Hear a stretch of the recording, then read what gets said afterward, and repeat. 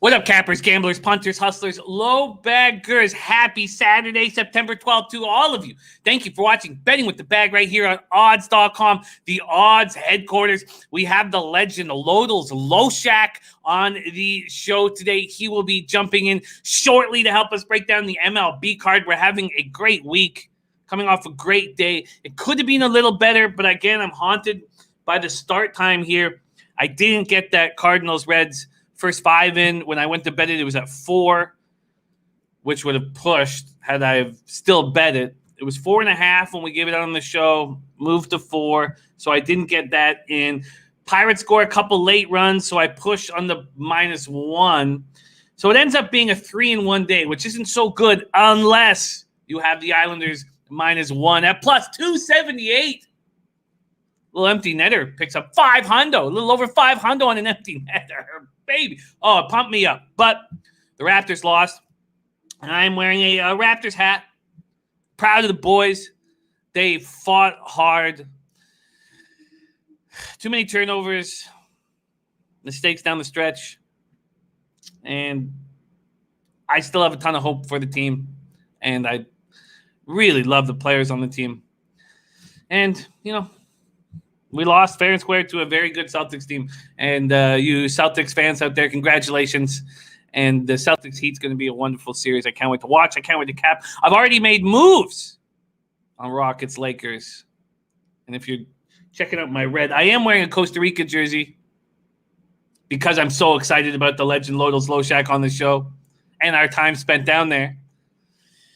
But I'm also wearing all red because I'm on the Rockets plus 6.5. And I broke my rule about player props over 29.5. I took Harden over 30.5. I think he has a big bounce back game. Shout out to all the cappers in the chat. Can't wait to rock today with Lodels Loshak on the show. We got Gio Mercedes. You did, Gio Mercedes. Absolutely. Great work. No doubt about it. Yankees outscore the Orioles 16-1. Very impressive. Look at Michael Irvalina, 6:30 a.m. California time. Woke up early due to the excitement from Jimmy's day of crushing and excitement for the return of the legend Loshak. Let's go. Great day to be a low bagger. Love you, Michael Irvalina. It's so much fun capping with you. And it feels so good to be coming off a big week. We're 17-10 plus 8.11 units. Feels very good. Feels very good. And you make it extremely enjoyable. There's Scott John. Brandon Lugo says, low baggers, good to see Pete in the house. And Jimmy, I'm on the heater. It feels like we're all succeeding right now. And it feels real good. Jimmy CC ready to get to work. We got Buzz Nuts ready to go. What a great group, man. I'm pumped. I'm pumped. Joseph Jimenez ready to go. Jimmy on that Royals first five and Jokic, yeah. Those threes, I was just pumping my fist, man. I was pumping my fist. Dennis Garcia giving a shout out to Peter. There's Ravi Patel, Paco Healy, Chris Smith, Nathan Boyer. I love it. Leo Leon, Canadian Capper says, yes, Jimmy and Pete back again. Almost brings a tear to my eyes. Nathan Boyer giving us UFC parlay there. Turner Green. There's Viper NB. There's Paco Healy. Says, so brutal. I'm going in to work today. I relieved someone at 7 a.m., but today they can wait till 7:15. Welcome in, Pistol Pete. Shit. Okay, what time is it? Okay, I got 10 minutes. Okay. UFC favorite parlay time for Beach Boss. Beach Boss, Chris Smith, Ravi Patel. Yeah, we'll take a look at what that line is. I think it's up. I haven't checked. I was so caught up with this spot here with the Rockets. There's Razor Sharp picks ready to go. Tim Montana ready to eat. Maceo. Cynthia Paniagua. Thank you. I had to rock the Costa Rica shirt with our guy Pete Loshak jumping on. Jake Kaiser. Matt Randall says the taint is heating up. There's Barry Smith. They're tougher than walking down a Bed-Stuy, East New York, Brownsville, or Jamaica Queen Street after dark in the 90s, says Barry Smith about my Raptors. Oh, that's Barry Smith. I love you, buddy. Tyrone Coleman.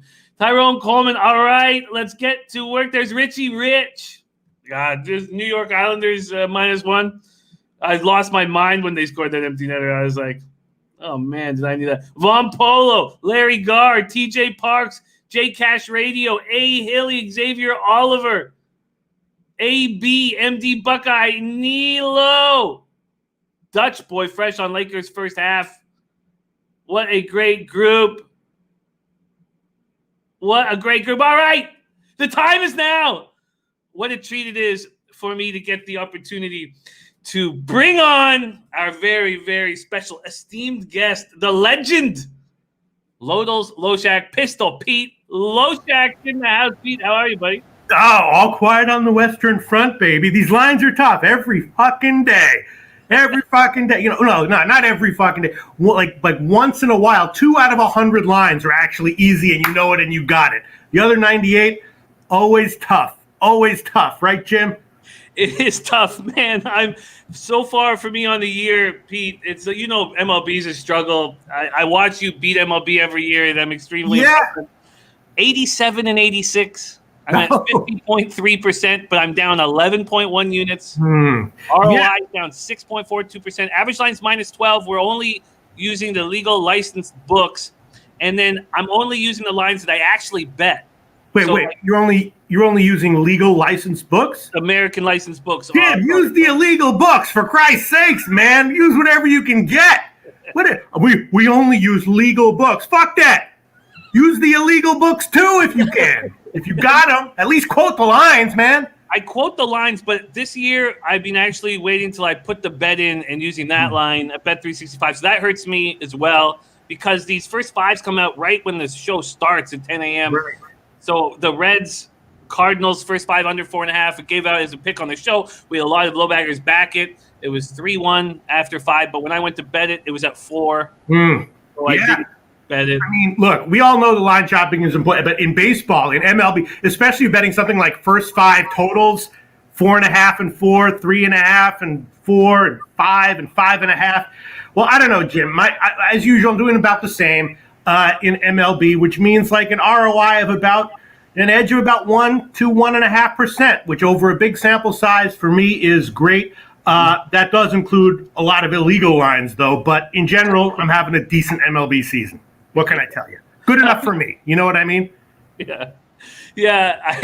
Man. You always hit, and 1.5% when you make over 1,000 bets and 2,000 bets is very, very, very impressive. Exactly. 1 or 1.5% in NFL on a few games a week. Not that big of a deal, I guess, unless you got betting the $50,000 a game.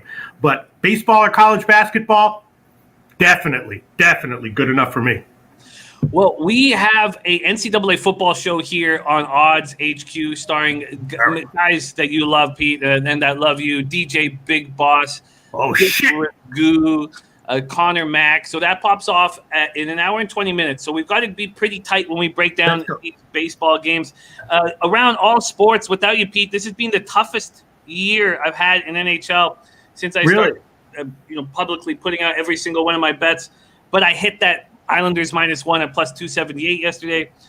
I'm now down on the season 0.08 units. So it's been a battle. I've been using the -1s instead of the 1.5s. After looking up to you, watching how you handle sports, so I switched to that. And then in NBA, it's same old with me. I'm just over double-digit units.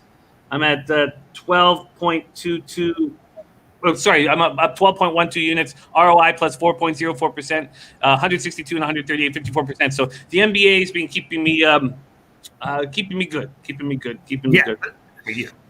Go ahead. People don't understand. If you're breaking even, that's damn impressive. You know what I mean? I hate to be the bringer of bad news to everyone, but go ahead.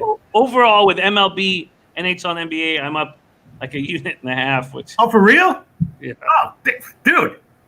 Congratulations. And I'm not being sarcastic there. Seriously. No, I know. It's a battle. Yes. It's a battle. We got so much love coming in for you, Pete. Pete is the man. Swift pace, Pete. Pistol, what a pleasant surprise. Jimmy got his sidekick back, man. I was his sidekick, man. Don't get it twisted. It was. When we started, I was Keenan and you were Cal. Now you're Keenan and I'm Cal. If I'm lucky, you know what I'm saying? Oh man, I love you so much, Pete. We've learned so much from you, and we try to carry on all of your beliefs and your honesty and your accountability and everything that you've taught us. We've really worked on carrying that on. Kevin Movita saying, "Let's go, Pete." Pete, let's make this bread. Mr. Wisdom says the man Loshak sipping straight jet fuel. Yeah. I just made a Keenan and Kel joke, Jimmy the bag. Not bad, right? Come on. Your money in the bank. Let's get to work. So All right. we're going to break down this MLB card. We're going to try to keep a swift pace because of the cutting an hour and a half. And then Pete's got some WNBA and NFL looks. Yeah. And I'm going to hammer NBA and NHL very quickly at the end of the show. Let's get to work. Paco Healy says, long live Tom Vegas Gun. What a beautiful thing to say, Paco. Imp13 says, Loshak, this is how I started watching it. Let's go cash this weekend. All right. And Mr. Gozer says, the legend. And Al Griffin says, Loshak back, Black Rogue, Loshak in the building. All right. Let's get to work right now. Say one quick thing about Vegas Gun. Please I love that guy. The week before he passed, I spent an entire day chatting with him all day. It was one of the best days of my life. All right. Love you, Vegas Gun. Extremely inspiring the way he handled. No question. 6 months to live, and he stretched that out for 5 years. He's just a very, very inspiring man, and we give out the Vegas Gun Award in his honor. Let's go to work. We have one afternoon game, that being Orioles-Yankees. Orioles-Yankees. So Yankees looked vulnerable there and have now put together a bit of a win streak. They beat the Jays in Buffalo 7-2 and then dominated that double header last night, outscoring the Orioles 16-1. Also getting players back on track. I mean, Voit has been great all year, but their pitching staff, their bullpen, they're trying to get everything back in action. Now they need Montgomery back in action. He's looked terrible of late. He's 0-1, 6.40 ERA in his last 4 starts. 4 runs, 2 outs. He got 2 outs in his last start against the Rays on September 1st at Yankee Stadium. Before that, 3 1/3 in a 12-7 loss to the Jays. He has okay numbers against the Orioles in his career, 2-1, 3.45 ERA. They got Cole back on track. Can they get Montgomery back on track? And then we have this 24-year-old Dean Kramer. And Kramer is last year in 2019 in high A, double A, triple A, 9-6, 3.72 ERA, 1.30 WHIP. He looked good, but is this kind of a similar spot to what we saw from yesterday's starter in the night game for Baltimore, Aiken, who looked so good in that first 5 1/3? Maybe there was some tape on him, and then he gets touched. Kramer, is this the same thing that's going to happen to him? DJ Stewart rolling. The Orioles had won 6 of 8. They're now just 3.5 games back of the Yankees. From a market perspective, we have the Yankees opening up at Bet365 at -165. They're now at -180. And Pete, the total at 9 was juiced to the over. Now is a pick'em. Are you making a move on the afternoon game? Well, yeah, I mean, of course, in general, this baseball season, I've been waiting until the lineups come out to make a lot of my bets, make most of my bets. But this is one of the bets I did hit on the overnight. I did take a shot with the under 9. A little bit treacherous. Montgomery, obviously, is, the half-ass, but I took a shot with the under 9 at this on this one. It's obviously a day game after a doubleheader.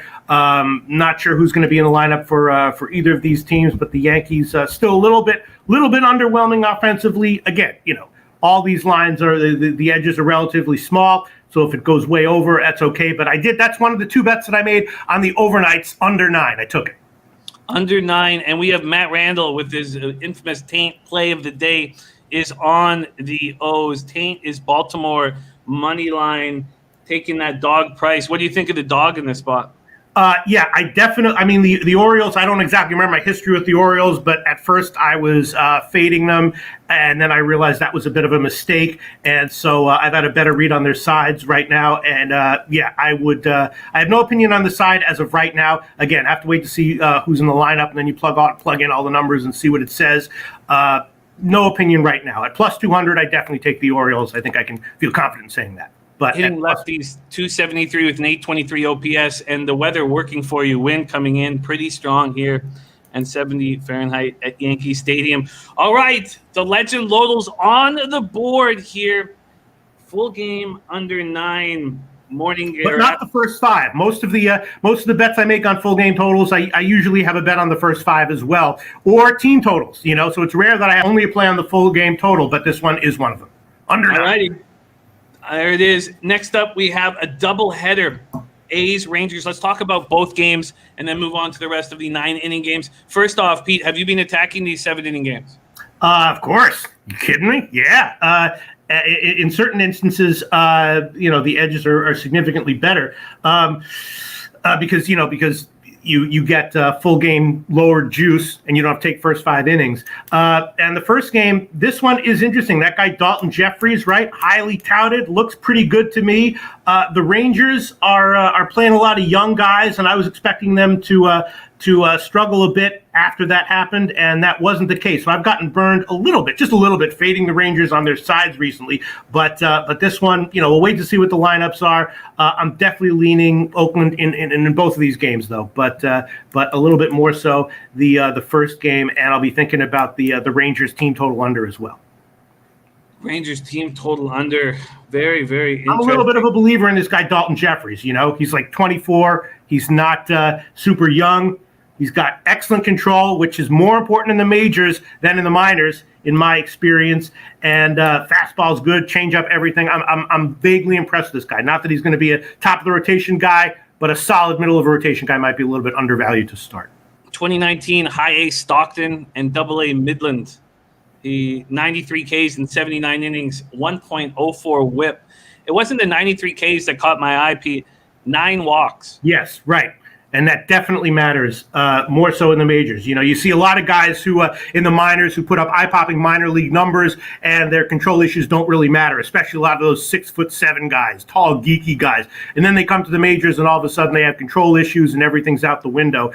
You tend not to see that you tend to see that less with guys who really have mastered their control, like Jeffries. Interesting. So, guys, sorry, just quickly back to the Orioles game. Looking at that Orioles team total over, if you are, it's nice and light, man. It's 3.5. The juice is -125, which is the only issue. Richie Rich shouting out Pistol Pete Loshak. So, if you were going to back the A's in Game 1, would you take them on the -1 line to cut the juice down? If I was going to back the A's, yes, I probably would. Yes. There's a whole other ball of wax. We don't have time for it, but especially the way the games are set up nowadays with road teams, I'm always taking, a -1 line at least if I like the road team, Makes sense. And this game is not that early. I think Dalton Jeffries makes a ton of sense. What are your expectations of Nick Goody? Does he get touched here? No, it's a bullpen game for Texas, right? He's a reliever, so I'm assuming that it's just going to be a bullpen game, which is tricky because you never know who's going to come in, how it's all going to shake out, which is fine. But yeah, it's obviously the market is giving Jeffries a lot of credit. Massive favorite line I'm seeing for Oakland. This one didn't have an overnight line, so I haven't bet it yet. I'll have to look into it more. Probably wait till the lineups come out, but well, definitely in a doubleheader. But definitely leaning Oakland as of right now. A's number 7 prospect, Dalton Jeffries, first-round pick out of Cal in 2016. Then we get to this second game, and Bassett, Colby Allard. There was a lot of cappers in the low-back chat talking about how Bassett was going to regress back to the mean, and he has done that. His final 4 starts in August were bad, 1-3, 5.95 ERA. But then, come September, last out, 7 scoreless in a big, tough game over the Astros on September 7th. He has a 5.84 ERA in 8 games, 4 starts against the Rangers. Allard has lost his last 5 starts, 22 runs in 19 and 2/3. He had one good start, and it was against the A's, and that was when I faded him. Took a no-hitter into the 6th and made me look very bad. They have brought up, as Pete was talking about the Rangers' young players, they have brought up Sam Huff, the second prospect in their system. We have, at Bet365, almost an identical -192, but this total is at 7, not 7.5. You any feel for the second game of this doubleheader? No, not really.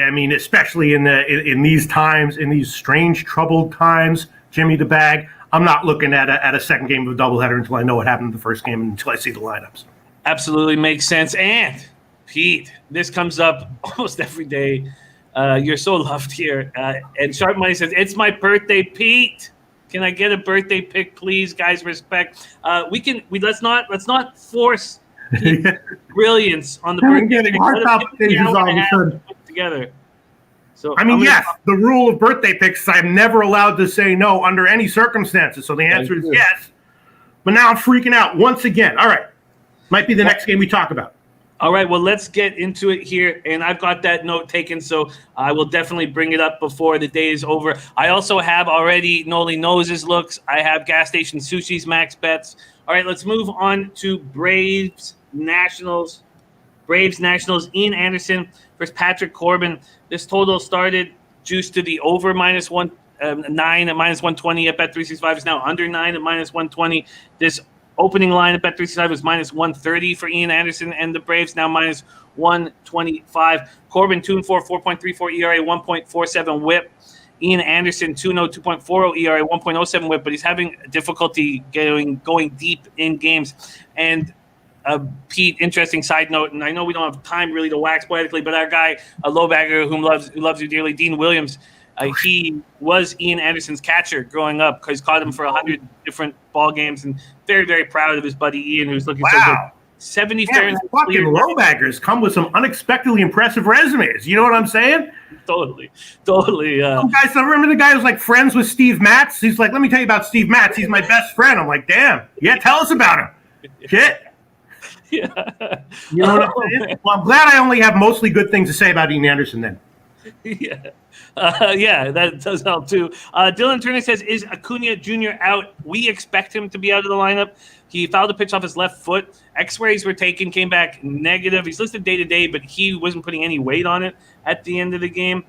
Question is, what are we going to get from Corbin? The Braves don't hit lefties that hard. They smash righties. Against lefties, 234, 722 OPS. Same deal with the Nats versus righties. They don't hit righties hard. It's lefties that they hit. So they're just 250, 723 OPS versus righties. Nats bullpen still struggling. Braves bullpen very, very strong.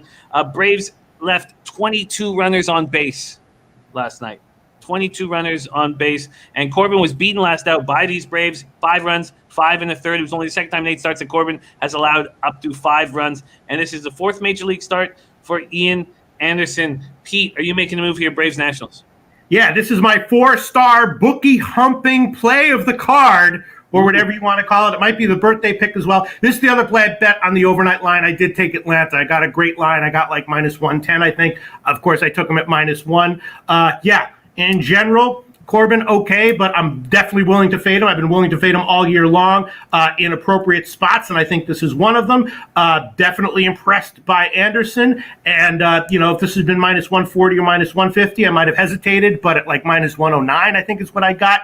No hesitation. I did take Atlanta, and if it loses, that's fine. I thought I got a great number. Market's moving that direction, and this is the other game I hit on the overnight line. The Braves and Ian Anderson, interesting, very, very interesting. Ron Crawford's spreadsheet plays hitting at such a high rate. Also, spreadsheet Braves M13 doing O's Atlanta money line at plus 389. Also, Phillies Miami over 9. Twins Indians under 8. D-backs Colorado money line plus 183. Very, very interesting. The first 2 spots up and Adam on the card for Pistol Pete, the under 9 in Orioles, Yankees, and backing these Atlanta Braves. Interesting. Okay, I'm going to put Loshak here and maybe need to tail this spot. Right.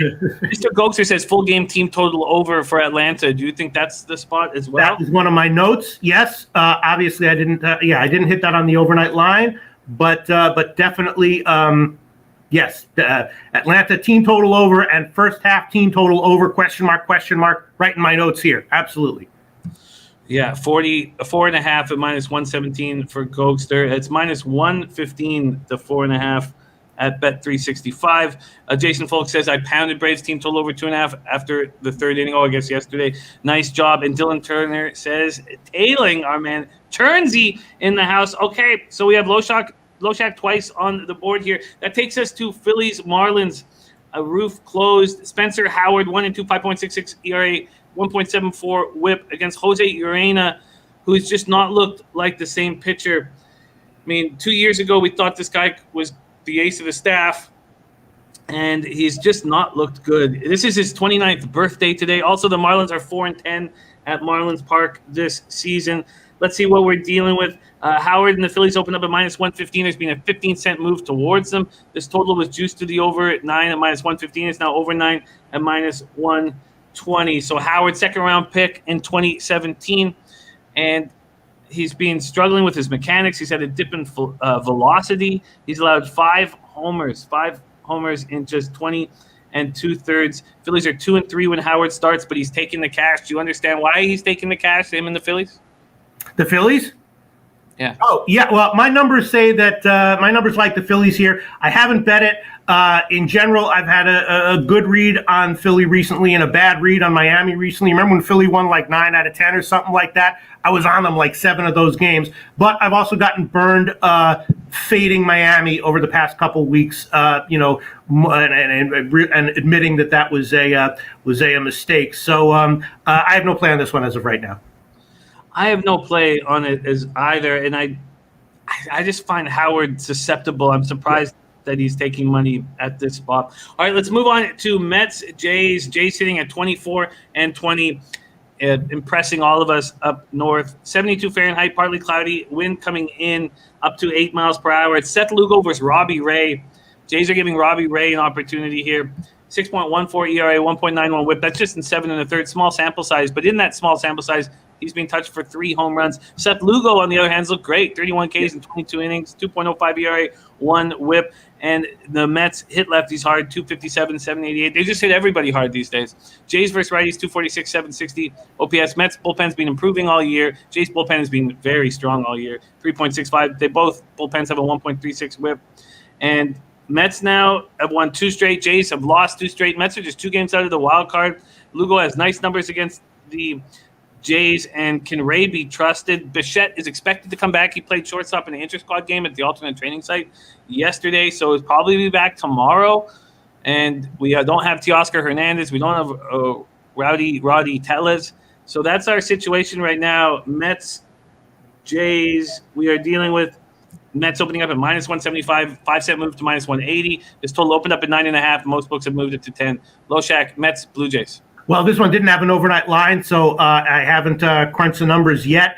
Have had a good read on Ray this year. I've been fading him in general. My initial lean on this one would be to the under. And I'd love to take the Mets, but there's no way I'd touch them at that line. I haven't plugged the numbers in yet, but I'm assuming my numbers at these lines would say that Toronto's actually the play. No bet yet. Might have one later, and initially leaning to the under, actually. Leading to the under, interesting. 9.5 to 10. So you must have some faith in Robbie Ray. Yeah, definitely. I mean, I like Lugo, and I like the spot for an underplay here. And Ray, he's Ray's struggles is part of the reason I think why the line is where it is. Again, it's just a lean as of right now.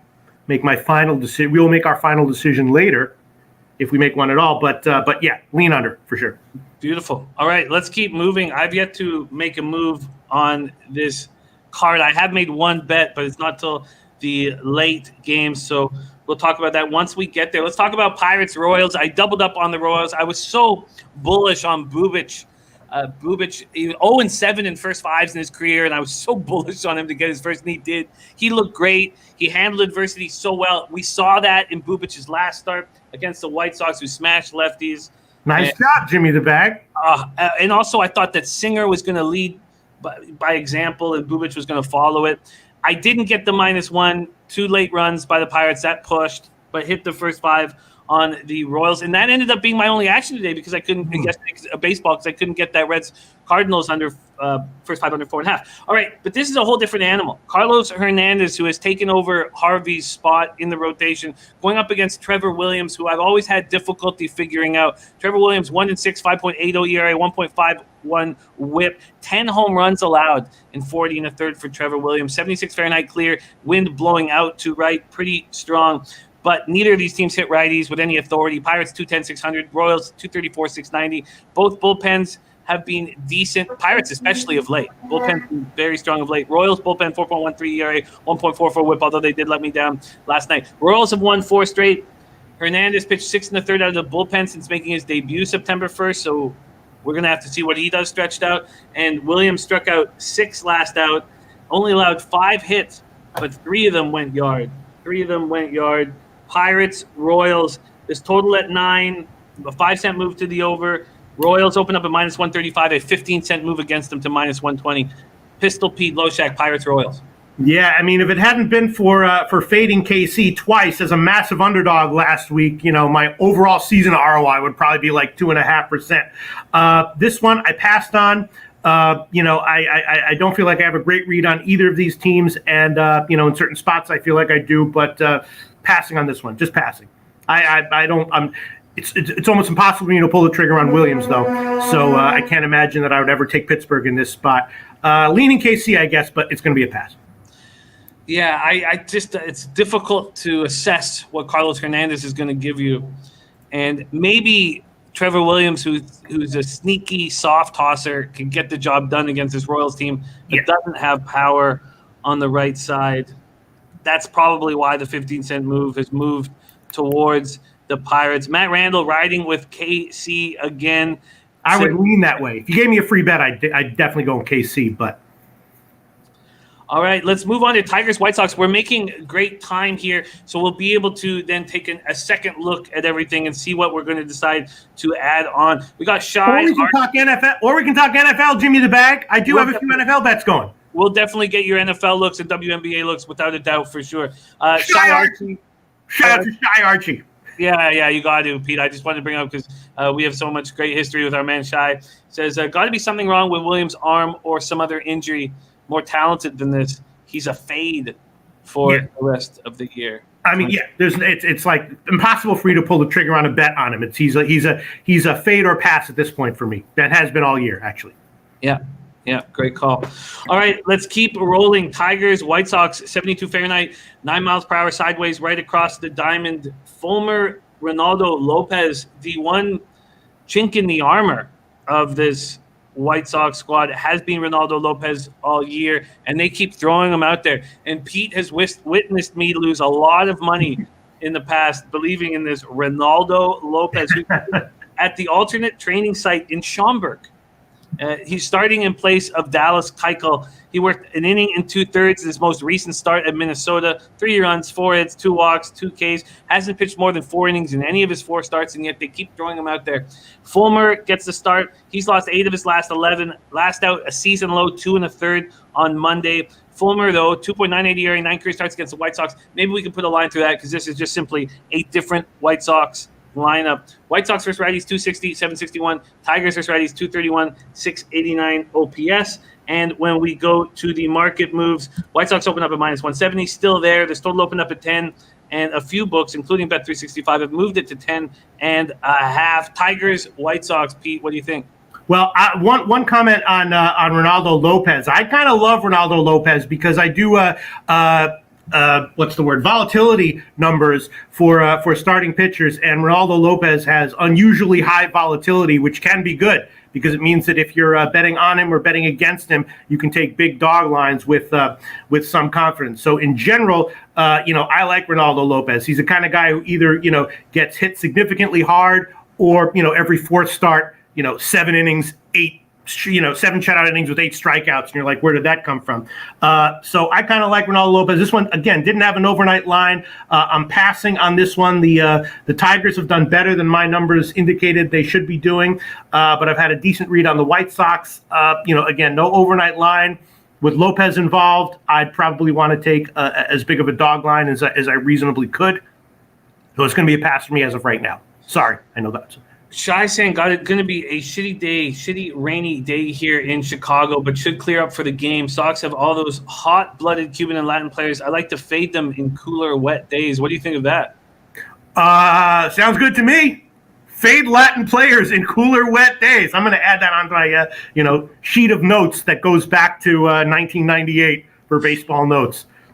Jin Rummy thinking about moving against the market move to the under 10.5 here.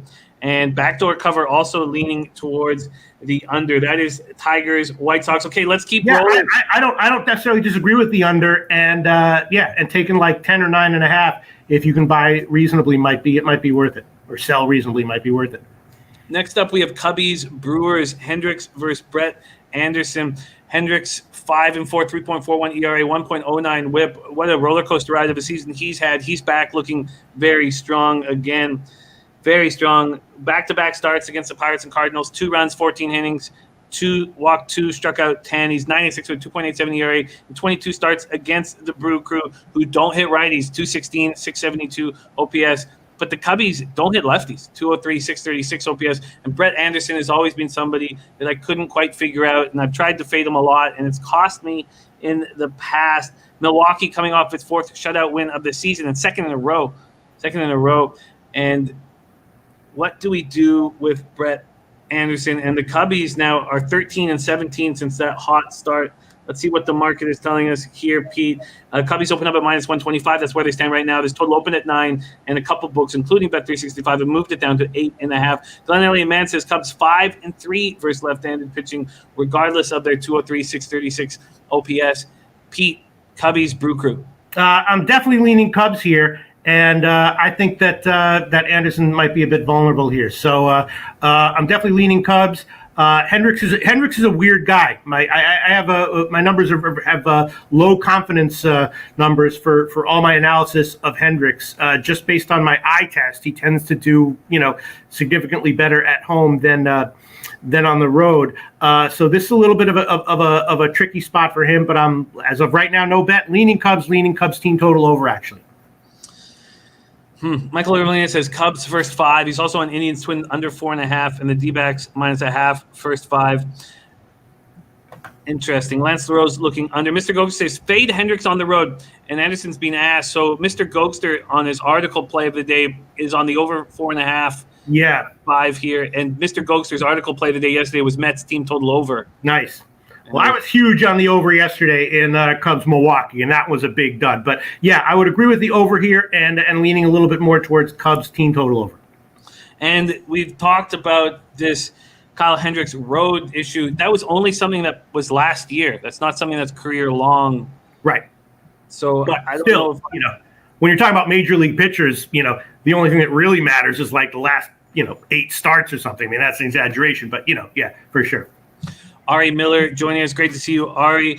Okay, I think that Cubs first 5 is an interesting look, especially the way Hendricks is throwing of late. 6 walks in 58 innings for him as well this year. Cubs first 5, I think I might be adding. Okay, and Mr. Ghost says Cubs has been bad on the road in 2020.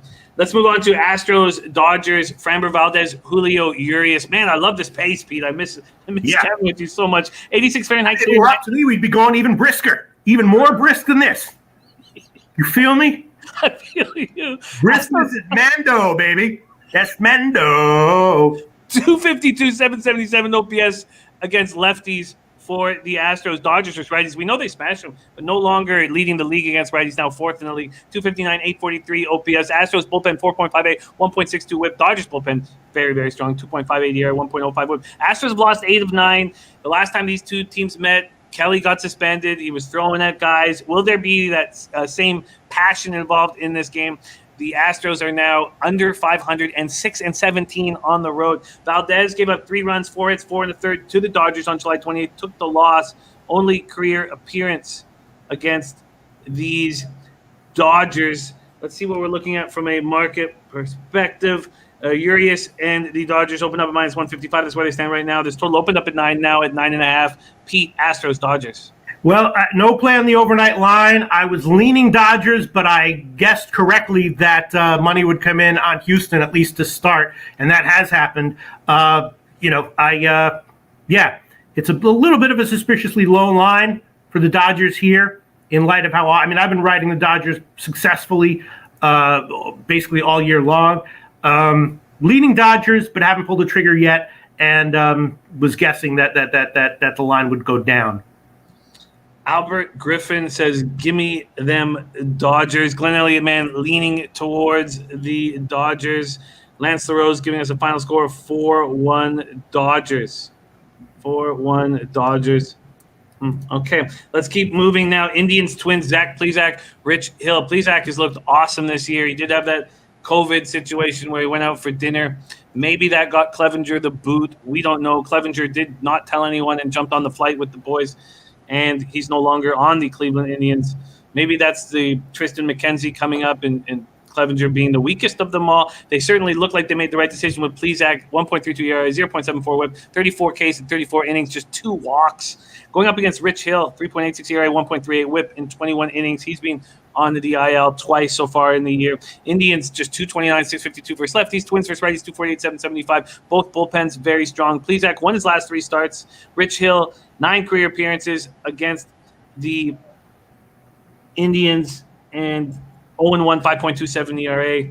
Minnesota's won 8 of 10. They're now 1 game back of the White Sox in the Central. And Hill fanned 5 against Cleveland on August 25th when he went up against Bieber and lost 4-2. Twinkies, Indians.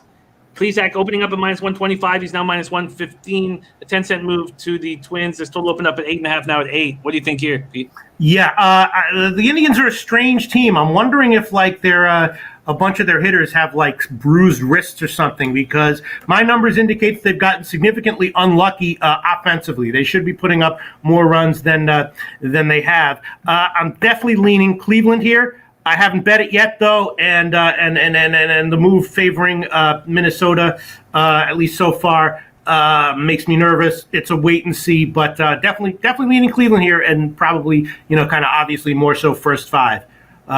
Cleveland should be better offensively. I'm not exactly sure. Maybe they've just gotten unlucky, or maybe 3 of their guys, have slight bruises that aren't that they're playing through. Indians. And why would you lean first 5? Because of the power in the Twins lineup, not the susceptibility of the Indians bullpen, which has been good this year? Yeah, I mean, it's just that Plesac is a guy who I think his success is legit and real, and Hill is impressive. But my numbers suggest just running the numbers here that Cleveland should have a significant edge at first 5. But it's a suspiciously low line though. I'll admit that. All right. Okay, I'm going to be making some additions. I just want to take this all in at this point. This is the only move I did make. I just didn't think this was going to be available after the show. I took the first 5 under 4.5 in Mariners, Diamondbacks. Let's see if it is available now. Sheffield, Gallen. Gallen's been so strong this year. Yes. This total opened at 8 and it's now at 8.5. So maybe this is going to be easily available. Let me just check right now. Maybe I'm way off thinking that this was going to go below Zach Gallen. The 4.5s are still readily available. Okay, maybe that was. Okay. Well, I mean, it might be because the roof was supposed to be closed, reported closed, but there's always roof shenanigans with all these retractable stadiums, and maybe they decided to open it and didn't tell anyone, but a few people know. I went in with the idea that it was open. I've had MLB.com is only being right with the Diamondbacks. All the other roofs, I don't know what's going on, but the Diamondbacks are supposed to be closed on Sunday and open today. You're right. I'm sorry. Yes, you're right. That's right. It was supposed to be open today. You're right. I apologize. Yeah, Justice Sheffield has been so good, and as soon as I got really bullish with him, he got lit up. But the Diamondbacks against lefties, they can't light up anybody. 217, 604 OPS. Mariners versus righties, 247, 727 OPS. And if the one pitcher you're most worried about is Sheffield, I think he can lock down this lineup. I wanted to take the under yesterday, was talked off of it by the chat, which is fine. Generally, I mean, if I listened to the chat more, my record would be better. So it's not. Mariners bullpen terrible. D-backs bullpen terrible. I want to focus on the first 5. Mariners have lost 3 straight. They're just 2.5 games behind Houston for that second place in the West, which is the automatic berth. Sheffield bounced back against the Rangers last out. Another team that doesn't have lefties. 2 earned runs over 7 innings. He's never faced Arizona. They haven't seen him. And then Zach Gallen, major league record streak of 23 straight starts, allowing 3 or fewer runs. He's looked so good this year. 2.08 Chase Field this year. He looks dynamite. Mariners, Diamondbacks. What do you think here, Pete? Yeah, the Diamondback. I've had a good read on Gallen basically since he came up to the majors. I think we might have even been doing shows. I think it's been since then. And so I've had a good read on him. The D-backs, in mid-August, I got burned betting on them a few times in a row, and then I knew to stay off them, and I haven't really bet them since late August.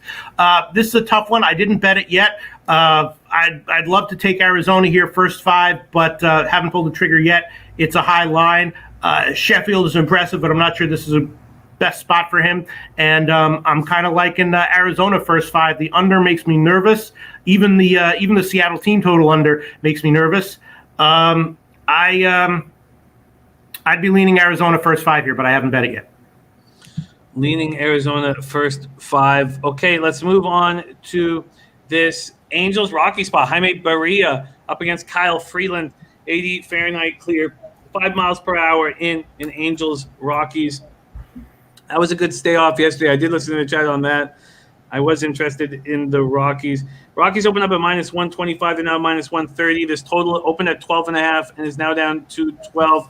I don't know what we're going to get from Barria. He led the club in 2018 with 10 wins. Last year, he was terrible, 6.42 ERA. So far, he's been better in 18 2/3, 3.38 ERA, 1.07 WHIP. Kyle Freeland has been much better than he was last year, which is something that we expected. Angels don't hit lefties, 214, 666 OPS. Rockies weak against righties. Both bullpens terrible. Freeland's only faced these Angels once in his career, and the Angels are expected to get David Fletcher back. Angels Rockies, are you making a move here? No. Again, on the overnight lines, I only had 2 bets, which happened to be in the first 2 games. So I apologize if everyone's like, looking for picks and they're like, "What's going on here?" The Angels and Rockies, it's probably going to be a pass for me. Slightly into the under. I think Barria gets touched a bit, but not crushed necessarily. And Freeland in general, I like him, and especially at home, he gets grounders. He knows how to pitch at Colorado. But no bet as of right now. Lean to the under as of right now. Leaning to the under. Then the last game on the card, then we'll briefly go through everything. This comes to an interesting spot. So I did see last night, gas station, Sushi Max betting Astros money line, Reds money line, and Brewers money line. He's now doubled the max bet on the Reds money line at plus 117. Let's talk about this spot that our man Gas Station Sushi is so bullish on. 75 Fahrenheit, partly cloudy, wind blowing out to right center. TJ Antone, 0-1, 2.49 ERA, 0.95. He's taking the spot of Disclafani. Dakota Hudson, 2-2, 3.19 ERA. Both teams struggle somewhat against righties. Cards have a higher batting average, but power numbers are similar. Cards bullpen much better than the Reds bullpen, but the Reds bullpen has been stronger of late. Reds 3-1 win on Friday night in the opener. They're doing this without who? They're doing this without Moustakas and Winker. We'll see if they'll be back in the lineup. Right now, Winker sore back, Moustakas bruised foot, and Moustakas has 2 homers against Hudson. Interesting spot here.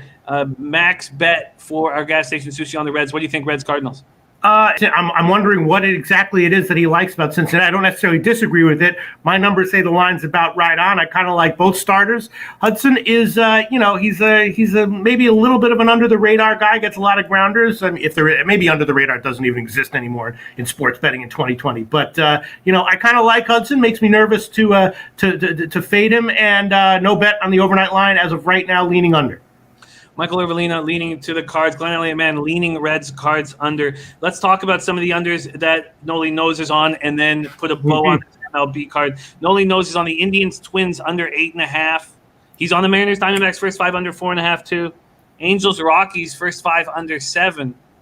Reds Cardinals first 5 under 4.5. Those are 4 looks from our Noli Nose. Okay, so let's quickly go over it. Orioles Yankees. Pete, you are on the under in the early game. Yep. Well, bet it on the overnight. Game 1, A's with Dalton Jeffries going up against Nick Goody. Is this a spot where we pull the trigger on the A's -1? I probably will, even though the line is a little bit surprisingly high. I'll need to check the lineups. Let me see if they're even. I'm gonna have to check the lineups, but we'll see. Okay, it's gonna be a bullpen game for Texas and a guy who I expect to have success in the majors. So I'm definitely liking Oakland here. Yeah, I think I'm going to make a move on that first game here with the A's. It's a bullpen day, and I imagine Woodward is going to be choosy if they get behind early because he's going to want to save pitchers for Game 2 and Colby Allard.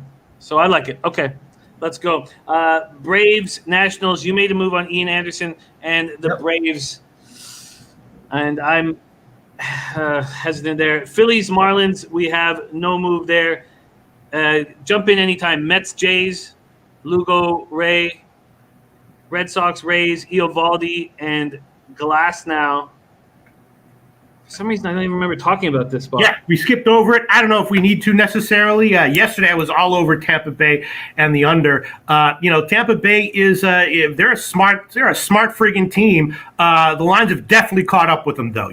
They're 5 years ago, 10 years ago, you weren't getting minus 250s, 270s on Tampa Bay lines. So it's tricky now. But they're still a team that I'm scared to bet against in almost any situation. Then Pirates, Royals, Williams, Hernandez, too many question marks for me. Then we have that Tigers, White Sox, where you were interested possibly going under, and we had Jin Rummy saying he's going to go under this 10.5. And then Cubs first 5 with Kyle Hendricks pitching so well. Are you going to make him? I just want to see what his numbers are on the road right now very, very quickly. Hendricks? If this is something that I should be concerned about. I don't know. I'm definitely leaning more towards Chicago just having a nice offensive day. I would be leaning Cubs anyway, but a little bit more to the team total over. Haven't bet either of them yet, but let me. Hendricks is. It's a relatively small sample size, so and Hendricks is a solid veteran with excellent maturity, I assume. So I don't know how much I really put into it. My numbers indicate that there shouldn't be any issue with him on the road. It's just, the eye test, the old eye test that makes me nervous about betting. They're hitting 319 off him on the road, 5.24 ERA. Yeah. You're talking about 4 and 5 game sample sizes, but it's I'm mostly just leaning Cubs over team total. Yeah, I think that he'll keep pitching well against this lineup that doesn't hit righties. CT bases, Brewers are a nice dog price. If we think that Anderson is going to get touched or can get touched, then why wouldn't we take Cubs first 5? Okay, so Cubs first 5, and then Dodgers, Astros. Are you going to move on the Dodgers? I don't know. We'll see when the lineups come out and how the lines move. But I'm probably going to bet either Dodgers or Dodgers team total over. Feels like the price is right here. Why is it only minus 150? Isn't Bregman back for Houston? Houston should start to get better at some. Houston, what they lose 12 in a row or something. They're obviously and is Altuve even back? I don't know, but I'm mostly just I'm leaning Dodgers or Dodgers team total over for now. I think the Dodgers minus 1 is a nice price. I think they still want to smash it down the throat of the Astros. Then Urias is a little bit like Ronaldo Lopez. You know what I mean? A lot of potential in terms of his stuff, but his results. Except he's like the 5-inning version of Lopez. He's like gets kind of touched up 2 or 3 starts in a row, and then all of a sudden a 5-inning shutout start, and then 2 more starts where he gets hit a little bit. So he's not the most reliable starter since he came to the majors for sure. Yeah. Okay. Let's. I'm going to stay off. I'm going to stay off the Dodgers at this price. Indians first 5. Do you think you're going to pull the trigger with Plesac? Probably, yes. And let me just see what that trigger is going to cost. I know. Sorry, we're going to move on in just a short second. I just need to just milk every last little bit. No, I know. Loshak here. Part of what makes these shows so great is just watching someone spaz out Neros over should they pull the trigger on a first 5 innings money line or not. So many things to worry about in today's world, but the most important things, are you going to pull the trigger on these 5-inning money lines? Pick them first 5 on the Indians. First 5. Okay. Then I'm on the under 4.5 in Mariners, Diamondbacks, Angels, Rockies. I'm going to stay off, but we've heard that Noli Knows is on that under. And then max bet for the Reds, double max bet on the Reds from our gas station Susie. Wow, really? Yeah. Okay. That is our MLB card right there. Wow, great work, Pete. What a treat it is. Well, let's talk. We really NFL. We really, really want to hear your looks in NFL. But you also have WNBA looks. Why don't we do WNBA first and then spend some time on NFL? The problem is that with WNBA, there's no overnight line. So I have my notes, but I didn't. I haven't made any bets or decisions on the lines. Let me see what I have to say. Yeah. Washington is technically alive for the playoffs, and they're playing very well right now. And those are the kinds of teams that a lot of times I like to bet on. Teams that are like, playing for their lives for the last playoff spot at the end of the season and responding well and playing well. And the Liberty is a team that they're a young team. They're kind of game every time out, but I have no problem fading them. Yeah, but the Mystics are 7.5-point favorites, so I have to run the numbers on that one. And let me see, Vegas and the Sparks. That's the number 2 seed is impacted. I'm sorry. Like yesterday, Atlanta was class. It was a great bet, and the market moved, but I didn't even get it. I didn't even get the 5. I got +1, but it was a bit. Yeah, sorry. I can't comment on the current lines for WNBA because I just haven't looked at them yet. Yeah, the one big move is what you spoke on. The Mystics opening at 5.5, now 7 or 7.5, and then it looks like the Aces are going to move to 4. At least if you trust Pinnacle as a leader in that department. I might have some team totals on these. Minnesota's they haven't been playing well, but they've been giving up a lot of points. Indiana's out of the playoffs, so sorry about that teaser for WNBA. And Ski Profit saying Vegas plays again tomorrow. Shout out to Ski Profit. Yeah, what a great guy. One day I hope to get the secrets of Ski Profit's NBA genius. Yeah, absolutely. It was a phenomenal capper. All right, let's move on to Pete Loshak's NFL looks week 1. Pete, take it away. What's the first spot you're staring at? Well, I did bet these, but they still officially count definitely as just looks because I could be totally wrong. Obviously, I made all these bets, expecting to possibly lose them all, and with a grain of salt. Am I wrong to think that the Ravens at -7.5 or maybe buying down to 7 is a good bet? It is kind of a revenge game for them, right? I could see this one being one of those classic games where it's like tied heading into the fourth quarter, and then they wind up winning by 10 or 17 or something.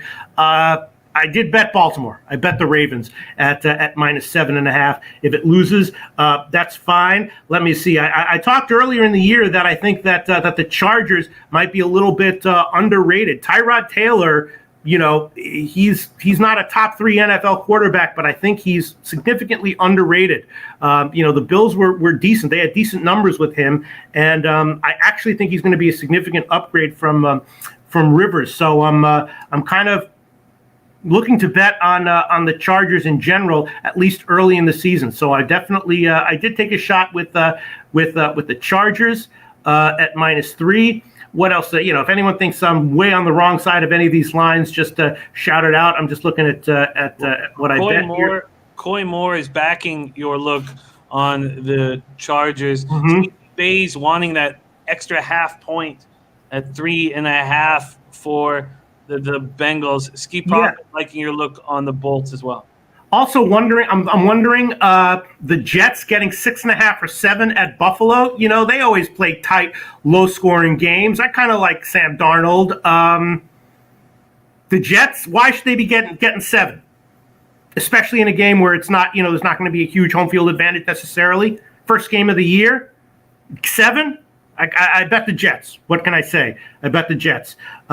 Chicago, Detroit, very interesting. Matt Stafford, no way he gets through the whole season. I don't know way he gets through half the season, but I think he's going to be productive as long as he is healthy. And the Bears, I'm not a believer in Trubisky, but I think he might start the season a little bit okay. And I bet the over in that one. The total seems a little bit low. Chicago and Detroit. I know there's some injuries, for the position players for Detroit, but it's a very low total to my eye, and I took a shot with the over at 42.5. Let me see what else. If anyone thinks I'm wrong, now that I'm saying it all out loud, I'm getting a lot more nervous about all these. You know what I mean? I think that's I sent Jim a text. I was like, fuck it, let's do NFL too. Let's do MLB and NFL. Fuck it. Now I'm regretting it a little bit. But, what the hell? Let me see. I also took a shot. Maybe this was like super stupid. I did take a shot with the under 49 in Seattle and Atlanta. Seattle looks like they have a revamped defense. I love Russell Wilson, but I'm not sure game one here that they're going to be, running up the scores either any which way. I took a shot with the under 49 in the Seattle game, and shout out any opinions that anyone has. Well, I think the over on Chicago-Detroit is Right. a sneaky play. Yeah. The market pushing that down. It's now 42 at some books, and God, you have to think in Detroit with the Bears' new offense and the Bears being able to hear. One of the things that we're not used to is seeing these road teams be able to call plays comfortably. I think this might be. Trubisky sucks, but he had a good camp, and he usually plays. I don't know if that matters that much if he plays Detroit well, but I think Trubisky will be okay. Stafford, I think, is going to come out looking to make a statement, and might continue to do that until he gets injured again. So it's a suspiciously low total to me, and I did take a shot with the over. Yeah, so those are the plays I took. I took under 49 in Seattle, Atlanta. I did take Baltimore minus 7.5 against Cleveland. I took the over in Chicago, Detroit. I took and I took the Chargers minus 3. CT Bay's on the other side of that Lions Bears spot. He says no Galladay for the Lions game going under. Bears offense is shaky. Eli Bulldog on a Bears and Jets parlay, and Dutch Boy Fresh says we need more Blazers and more locks. You're getting a lot of love from the chat. We also have Q Peso in the house. Shout out to Q Peso and shout out to Lobagalin. Shout out to Lobagalin. Must be like, gosh, what must she be now? She's got to be 3. 3? Yeah. Something like that. Welcome to this fucked up world, Lobagalin. Yeah. So this Tampa Bay spot here, we do know that Evans is doubtful in this. What is your expectation? Yes, and we are live tomorrow at 11 a.m. for NFL, 2 hours leading up to kickoff. Sharp Money says, is that the birthday pick? I'm going to bet it blind. Don't worry. We're going to get to the birthday pick. Don't worry. I have not forgotten it. But what are your expectations of the Buccaneers? Week 1 is 3.5-point dogs, and for the season? I have no opinion on the Bucs as of right now. I have to do more research on them. Yeah, I can't wait to watch. And I love that everyone's on them. It just feels like we're going to get nice numbers every time if you want to fade them. Well, I like your week 1 looks, Pete. Very interesting stuff. And I'm going to write them all down, have them all locked down so we can discuss them on Sunday when we make moves for our big show. Mr. Wisdom says, my Saints will shut them down. Did you make any future bets this year in NFL? Me? Yeah. No, I did not. I usually don't make futures bets just because ties up your money all year long. So no, I did not. Robert Allen says, Pete is a freaking genius. We are going to get into NBA and NHL here, but I'm slightly above average, 102 IQ. It's nothing to write home about. You know what I'm saying? Very slightly above average. JL says, any college football looks. I am letting that go this week. We have our college football show that starts right after this. So our college football show starts in 25 minutes. Are you hammering college football this year, Pete? Nope. Passing on it, which is something I have the luxury of doing. I know you don't necessarily, Jim. I don't. I'm laughing. I feel like we're in Vietnam and you're one of the grunts who has to go out there, and I'm like sitting back, like cooking up some potatoes, laughing at you. Oh, Pete. Oh, there's DJ. I know how tough it is. They're like, here's your job. Fucking 120 college football teams. Robert Allen says, I need Pete's persona in my life. What a great, great guy. Oh, thank you so much, Robert Allen. You too. Right back at you, Robert Allen. All right. It is time for something that was hitting at an alarmingly high rate. And I watched pressure climb because it kept cashing and cashing and cashing. And even on Twitter, even after, yeah. And when they would ask me to do it, I would say no.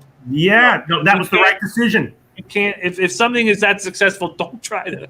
There's something mystical about it. I don't know. And I saw it was Red Girl's birthday yesterday. Shout out to Red Girl. I was going to give her a birthday pick unexpectedly, but then I was like, why? Why put myself out there? And I was like, no, she didn't ask for it, so I'm not going to give it to her. But when someone asks for it, I have to give it. I mean, I guess, and the thought process behind the birthday picks also, because I'm looking for them. I also discussed the thought process that goes behind, finding the best play of the day. I mean, if I had to do it within 2 seconds of analysis, it would definitely be Atlanta -1, right? I think it's a good spot for them. That's one of the bets I made on the overnight line. Secondarily, it could be the under in Baltimore Yankees. There's nothing else. I guess I could give an NFL pick, but I don't know, man. Holy shit! The pressure's on. Or I mean, the other one, which I haven't bet yet, but I probably will again, is Cleveland first 5 innings. I mean, that could be the play. But you know what? I'll just make it. I'll make it Atlanta -1. Plus money. The Atlanta Braves -1 is in the books. Atlanta Braves, the -1 for our guy, Sharp Money's birthday. What a treat it has been to have the legend Pistol Pete Loshak on the show. Just keep in mind, these things weren't undefeated. They were hitting at like 70 or 75% or something, but some of them lost, okay? This could be one of the losses, all right? So don't go all in on this shit. Mr. Gokster says the Messiah has spoken. So. I'm just saying. People are like, oh my God, they went 17-3, so let me bet everything I've got on it. No, if it's 17-3, you bet 80% of what you got on it, not everything. You know what I'm saying? Jesus Christ, these fucking birthday picks. Sorry, buckling. Sharp Money says no pressure. Thanks, guys. Okay, thank you so much, Sharp Money. Appreciate it. Happy birthday to you. Oh, man. Leonard Porsche says, I miss Pete's NCAA basketball show.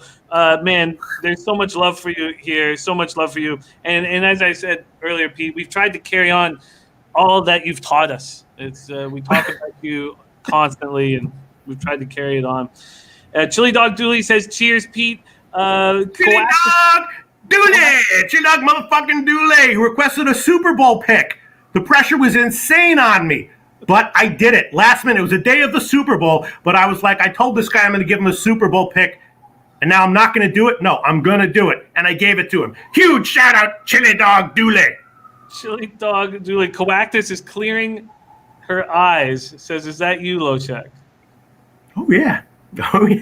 Oh, yeah, baby. Oh, yeah. God, every time I give out a birthday pick, I'm basically going nuts until it either wins or loses. And then I can relax a little bit. It's all on the line. Right. With the Atlanta Braves on the -1. Pete, what unbelievable treat it is to have you on the show today. And Nasty Nate says, it feels like this is my birthday. Mr. Gokster says, Pete is our Dumbledore. Shout out to Nasty Nate. Shout out to Mr. Gokster. I love you both. Nasty Nate was I was doing college basketball shows. Nasty Nate was the general, was the Ulysses S. Grant monitoring the chat section. Did a fucking crack job, a bang up job. Yeah, he was our bouncer as well. Yeah, I love him. Pete, what a treat. Thank you so much for joining us today. Pedro Barbosa says, Loshak in the bag trending. What a treat it is to cap with them. And, man, just always led by example. We love you so much, my friend. Thank you for joining us today. Juan Ruiz says, we miss you. And Chili Dog Dooley says, Christmas came early with this show. Pete, any last words for these great cappers in the chat? Not really. That's one of my new jokes, Jimmy the Bag. I was doing the show with Twatty, and we were talking about the MLB season, and they were, and he asked Twatty, he was like, Twatty, do you have any last words about, this MLB season or one of the, divisions? And he was like, not really. And I was like, I'm going to take that. I didn't ask him officially, but yeah. So now after doing a huge, exciting, energetic show, when anyone ever asks me if I have any last words, my answer is always, not really. You can add that too, Jimmy the Bag. It comes from Twate Latte. From Twate. Thanks so much, my man. There he is, Pistol Pete Loshak, the legend back in action, Pete. It was great to see you, my friend. Thank you so much for joining us. Oh, thank you so much for inviting me, Jimmy the Bag. Oh, God, what a treat. There he is, Pistol Pete Loshak.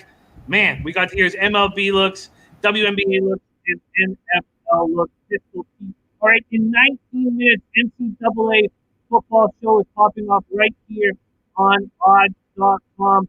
So we are going to move into NBA, and we talked a little bit about the spot yesterday for the Nuggets Clippers, and we see it in all sports. The team up 3-1. Sometimes, like the Trots does in the NHL, they say, "Oh, they're winning that 4 game is the hardest." But I think sometimes the teams take their foot off the gas a little, just a little bit, take their foot off the gas, and then you have to say, does the team that's down 3-1 have character? And the Nuggets do. And the Nuggets stepped up. They were down 16 points. We cashed with our Jokic over. He stepped up. Those back-to-back threes were just crucial. But it was Jamal Murray. Jamal Murray stepped up. We've still been very strong in NBA, even though we lost on the Raptors. And what's up? Turning this down, freaking up. Audio, fix the audio. Check. Everything looks good here. Breaking up. What happened? Everything was going so well. Okay.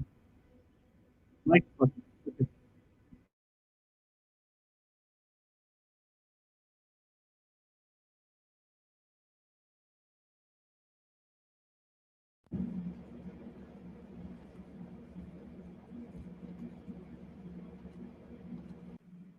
Check. Are we back? Muffled? We good? Someone tell me we're good. Okay, we're good. Okay, sorry about it. Once Pete went off, the mic messed up. Okay, sorry, you guys. Okay, let's go back to this. So, thank you guys. Okay, sorry. Okay, so game fives. What I was talking about was game fives, and you have to ask yourself, does the team have character? And when we talk about the Nuggets, we knew that Jamal Murray has a ton of character. We knew that Porter was being destroyed publicly. We know that Jokic is someone you can count on, and they stepped up. So now we go to the Rockets-Lakers game 5.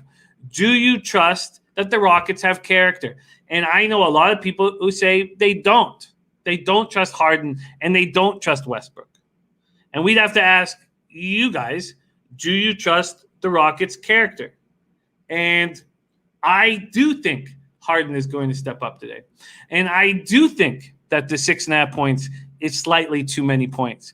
I do think the Rockets can keep it close. And I think that the Lakers feel very good about themselves. Now, watching the Clippers lose, is that going to change? Is that going to change the way the Lakers play this? Sportsman of the Year says Rockets are done. Shane Schwader says house not playing is a really big deal. It is a really big deal, but now they've had a couple games to get used to it. It was hardest that first game because they thought he was playing in that game. So now they've had 2 games to get used to house not being there. So Robert Allen is on the Rockets covering today. Shane Schwader said Rockets lost their 6th man. You can figure that out. Now, it's a loss. And House was hitting from the outside, and he was looking good. But you can figure this out. Ski Prophet says, I'm the guy who has zero faith in the Rockets.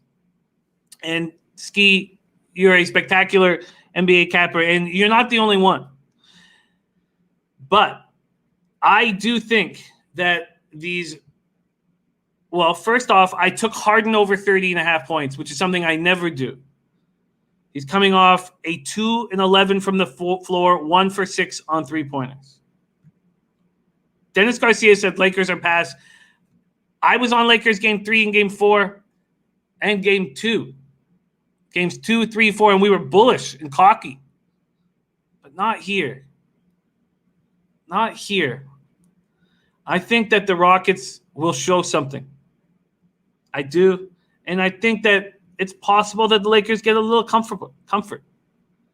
So let's talk about the market here and see what we are dealing with. Moving to NBA. Remember, the NCAA football show will be right after this.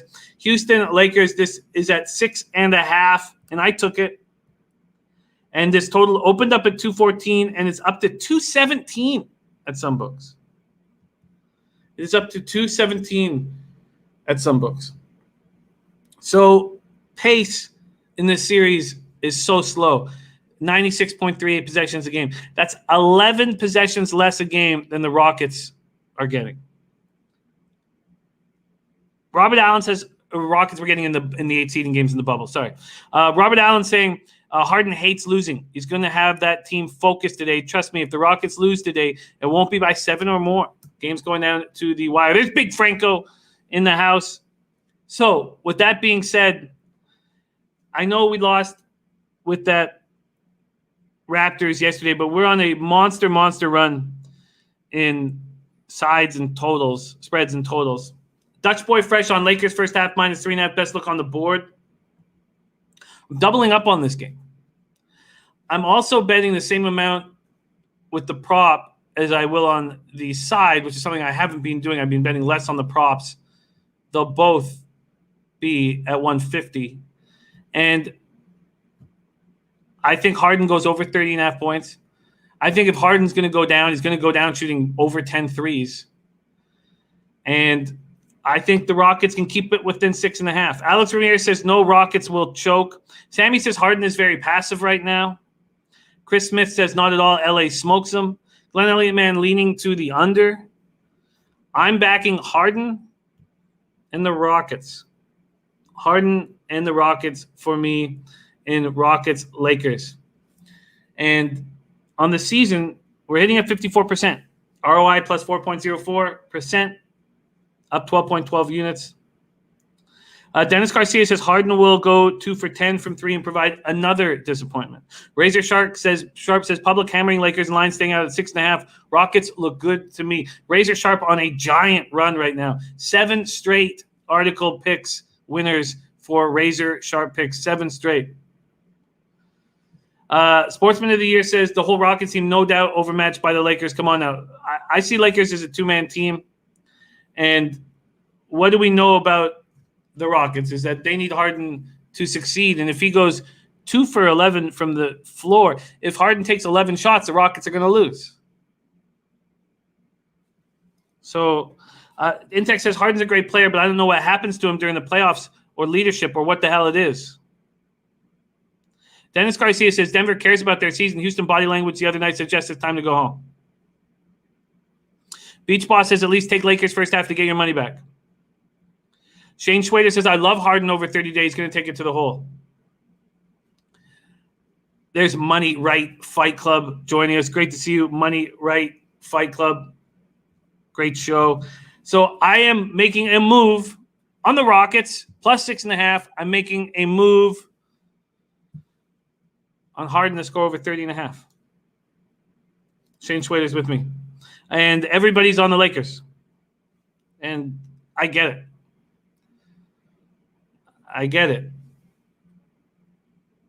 Garrett Larson says bad move. Well, we shall see, Garrett. Leo Leon says Rockets never made it to the finals with Harden. Look, I'm not saying Rockets are going to come back and win the series. I'm not even saying the Rockets are going to win tonight. I think the 6.5 points on a do-or-die spot in Game 5 is something I'm going to take. Sonny Griffin with me. All right, let's move on to NHL. NHL next. What a score yesterday. Islanders -1 at plus 278. Giant score. We are now down 0.08 units, which still bothers me that there's a minus sign on the season. Our average line's at plus 121. And I'm glad. And Shane Schwader says, I like that play a lot. Jimmy Harden going to shoot a lot of threes, go to the hole. Glenn Elliott man says, Jimmy, Golden Knights money lines have been inflated all playoffs. Tons of Vegas guys bet them. Do you think that is a factor? Yeah, I think the Knights lines have been ridiculous. I think they've been ridiculous. But I also don't expect Khudobin to play at this level. And the Knights' backs are against the walls here. And I can expect them to step up. The question is it worth it backing the Knights against the Stars team when you know that these games are going to generally be low scoring? And I don't know if they are. The Stars also, we know how to succeed in the NHL. Special teams. Stars 25.9% power play. And the Knights 88.9% penalty killing isn't slowing them down. Viper says I will be buying a Remy bottle with my Isles money, Jimmy. Yes, Viper. It was a huge, that empty net goal was such a big change in cash flow for me. It was enormously glorious. All right, we have just a few minutes left in this show, and then our NCAA football show pops off right here on odds.com. Let's take a look at this spot here in NHL. And the question is, yes, I like the Knights to win here. But are you going to take them on the -1 line at what is it going to be? Like minus, let's see what we're dealing with here.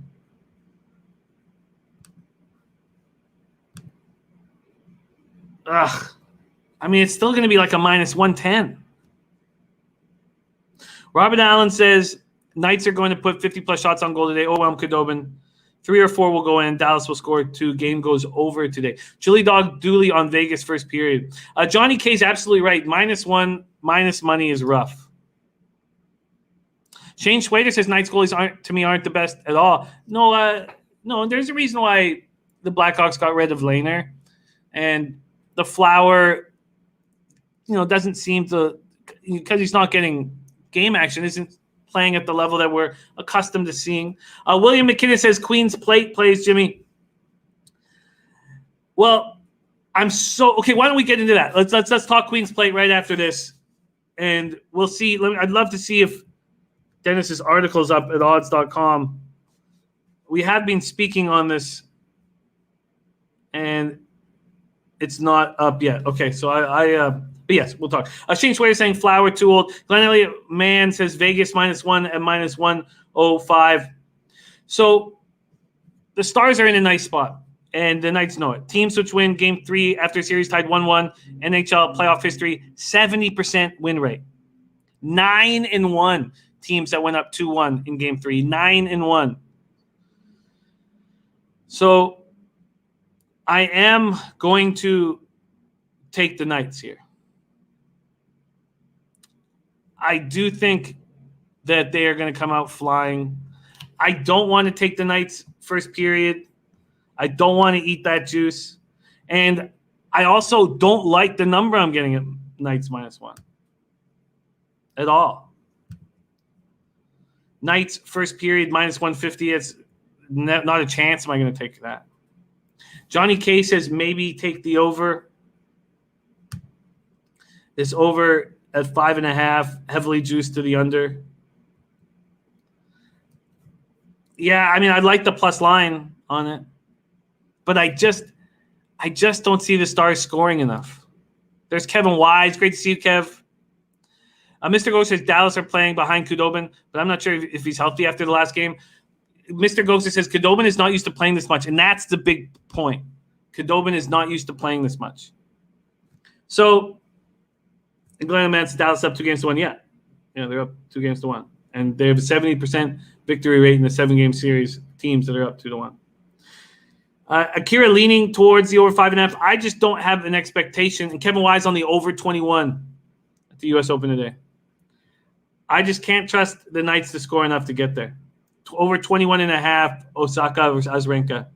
So I'm going to take the Knights -1 and see if I come back on Tuesday plus money in NHL for the first time in a while. I did poke my head up a month ago. Backdoor cover is leaning under. I just can't trust Dallas. And if you want to take Dallas under 2.5, Sportsman of the Year on the first period, over. Interesting. That first period over for Sportsman of the Year is at +100. And Dallas team totals. Let's get that right here. Dallas team total under 2.5 -165. That's crazy. Crazy. Kevin Wise says, wasn't here earlier. Sorry, Jimmy, any strong plays for early college football? That show starts off in 5 minutes here on odds.com. 5 minutes, that show pops off. Sharp Money is on Atlanta -1 for his birthday. Sharp Money, happy birthday, my man. You're OG low bagger, rolled with us since day one, and just so much love for you. And I'll be looking very closely. Canadian Capper, interesting point that I've used so often with this Dallas team, although they've come back to snipe me, says they will be slow and complacent. Vegas wins first period. Okay, so we've got to put a bow on this. What I'm trying to do, William, with the Queen's Plate is I'm trying to very hard to not use Curlin's Voyage, the second favorite. The trip that Patrick Husbands gave her in the Oaks was just ludicrous. I don't know how Patrick Husbands did that right up the rail. I do not expect Curlin's Voyage to have that opportunity in this race. And maybe Curlin's Voyage will have to push it a little earlier because, she's on the outside, that 10 post. I think that Clayton is the most talented of these horses. Colts and Phillies. And Geldings. I'm going to use Merveilleux, the 2. I'm going to use Halo again, the 6. Dotted Line, the 9. And Clayton, the 12. And I got talked off of Ollie, my boy. And that's fine. Talked off Ollie, my boy. I'll leave Ollie, my boy out of it. So I'm going to use those 4. Merveilleux, that's at morning line 10-1. Halo again, that's at 5-1. Dotted Line 8-1. And Clayton 2-1. And then how I'm going to cover being wrong, if I'm wrong about Curlin's Voyage, is I will have a double. I will add Curlin's Voyage into my double and pick 3. So, but I'm going to try to get paid by not using Curlin's Voyage. And we'll see if that blows up in my face. But I would like to have a little more confidence in that. So I would like to read Dennis's article. But I know that Dennis already likes Merveilleux over Curlin's Voyage. And getting that second hole with Kimura for Merveilleux is very, very helpful. Tony Bruscher, much love. Dennis Garcia said that was magic. If Husbands gets the same trip, so be it.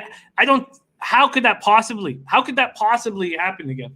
Breets Beats, much love. Great to see you. Breets Beats. Scott Max says bet Bodenheimer, Kentucky Downs, race 9. Bodenheimer, race 9. And we will be back for a full horse show, full Preakness show on October 3rd. We will also be back tomorrow for a full day of NFL football starting at 11 till kickoff. All right, 2 minutes before the NCAA football show starts, so you guys can jump over there. But I am on the A's -1 in that first game against the Rangers. I'm going to cheer on the birthday pick with all my might. And that's the Braves, obviously, the birthday pick. Then I'm going to take the Cubs first 5 and Kyle Hendricks on the road after the last 2 starts he's had. I'm also going to take Zach Plesac and the Indians first 5. Rich Hill just doesn't look quite as strong right now. I'm already on the first 5 under 4.5 in Mariners Diamondbacks. And that is the extent of my MLB action. In NBA, I'm on the Rockets plus 6.5 and Harden. Over 30.5. I'm on the Knights -1. And then I'm going to I'll tweet out my action for the Queen's Plate. Kevin Wise says, don't trust the Indians offense, Jimmy. I don't know how good Rich Hill is anymore. William McKinnon says, I like Merveilleux. Not the greatest trip last time out, but galloped on very nicely. Galloped on like a monster, didn't she? I love you guys so much. Thank you for the great kind words to Montana. It was so wonderful having Pistol Pete Loshak on the show. God, was that fun. Thank you guys. We have nothing without you. Jump over to the NCAA football show that's on right now. But AJS, Sonny Griffin, Tim Montana, Kevin Wise, Chris Brady, Brandon Lugo, Johnny K, Shy, Archie, William McInnes, Robert Allen, Alex Ramirez, started the Spidey play of the day. Razor, sharp picks. Keep rolling, Razor. We're watching you, man. 7 straight on your play of the days. Spectacular work. Dennis Garcia says, Merveilleux is the article play. I agree. That's exciting. Breets Beats, Tony Bruscher, Sportsman of the Year, backdoor cover. Happy birthday, Sharp Money. Jump over to the NCAA show right now featuring DJ Big Boss, the Big Ragu, Connor Mack. I love you guys. We've had a great week, but let's not rest on our laurels. We need more cash, but that Islanders empty net goal just start slapping ass. Lecce, Alos Bookmakers. What a treat it was to have Loshak on the show. What a treat it is to cap with you guys every day. Much love. Get paid in full.